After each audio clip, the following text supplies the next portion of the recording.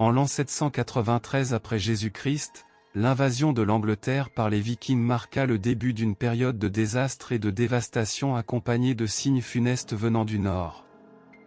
Selon les récits anglo-saxons, la famine dura beaucoup plus longtemps que les années précédentes, avec d'énormes éclairs dans le ciel et une atmosphère remplie de sang et de nuages ardents. Ces signes célestes descendirent rapidement sur terre, se transformant en une vague impitoyable de violence inspirée par la force brute. Dans la nuit du 28 juin, le Bennetware Rug sur la côte et du royaume de Norton Platte fut attaqué par des guerriers redoutables venant du nord. Leur cible était le reliquaire de Saint Cuthbert, renommé pour sa richesse, et tandis que les moines tentaient de protéger les reliques sacrées, beaucoup furent massacrés et certains furent emmenés captifs au-delà de la mer du Nord. Cette attaque avait rapporté un grand butin aux guerriers plus tard connus sous le nom de Vikings.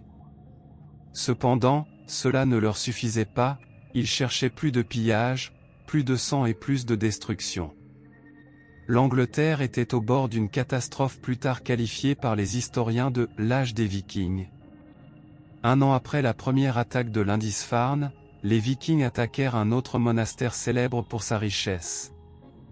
Cependant, leur chance n'était pas aussi bonne qu'auparavant, les forces locales capturèrent et tuèrent leur chef, et ceux qui réussirent à s'échapper furent engloutis par une tempête impitoyable, sombrant dans les profondeurs de la mer du Nord.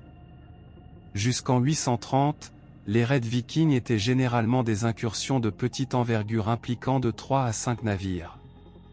Cependant, en 836, une flotte viking atteignant le nord de l'Angleterre se composait d'au moins 25 navires. En 838, bien qu'ils aient conclu une alliance contre le roi Egbert d'Angleterre, les Vikings furent défaits avec leurs alliés.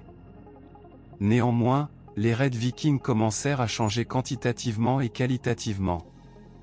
Après la capture d'une place forte sur l'île de Thanet dans le sud de l'Angleterre en 850, les Vikings décidèrent de s'y installer. Cela leur permettait de répandre leurs activités de pillage jusqu'à l'automne et de les poursuivre jusqu'au printemps suivant. 2 ans plus tard, en 838, une flotte viking, après avoir subi une défaite en bataille, se retira vers le nord de l'Angleterre, intensifiant et transformant leurs activités en attaques éclairs appelées « Strandberg ».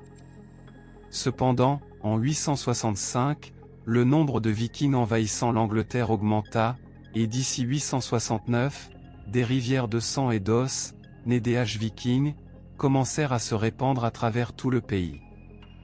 Un des événements notables parmi les Scandinaves d'origine viking en Angleterre en 869 fut la capture de la ville de Thetford, qui appartenait au royaume de l'Anglie. Cependant, des conflits éclatèrent parmi les Vikings eux-mêmes à cette époque, et le chef viking Halfdan décida de tuer le roi Edmund d'Angleterre. En 871, les armées de Wessex dirigées par Alfred défirent les Vikings, et Alfred tua impitoyablement le chef viking Bagsec. Néanmoins, la résistance viking persista, et le chef viking Guthrum prit le contrôle de l'Angleterre. Après la mort de Ragnar en 873, les Vikings, en fragments, commencèrent à piller différentes régions de l'Angleterre. À partir de 875, les Vikings adoptèrent une vie sédentaire, se livrant à l'agriculture et à l'élevage, établissant de petites colonies dans diverses régions de l'Angleterre et étendant leur influence. En 878, les armées de Wessex dirigées par Alfred défirent l'armée viking lors de la bataille d'Eddington.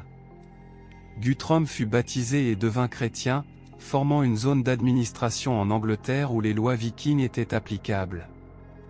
Un accord en 886 reconnut formellement la domination viking, inaugurant une nouvelle ère de contrôle viking en Angleterre. L'invasion viking de l'Angleterre est encore étudiée par les historiens et les archéologues modernes, censée avoir profondément influencé l'histoire culturelle de l'Angleterre. Les études génétiques ont compliqué les informations sur l'origine commune des Vikings et des Anglo-Saxons.